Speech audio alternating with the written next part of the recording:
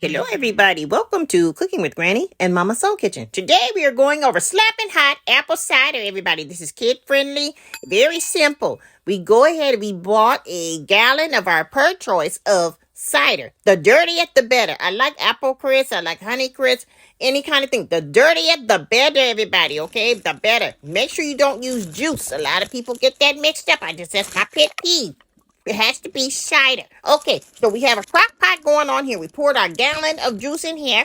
Then we added lots of cloves and cinnamon sticks, everybody. It's very simple. That's all it is, everybody. It brings the flavors to your nice little hot cider, and it adds all of the good old flavors. Now, it's not flavored yet, because what you have to do is have it boiling. Okay, you're going to have it in your crock pot. You can put it in there overnight. The longer, the better. Now, look how foggy that looks. Isn't that beautiful, everybody? We adding more cinnamon sticks in there because we love to have the flavors throughout of our cinnamon and our nice little hot cider cups. Okay, everybody? Now, this is what it looks like at the end.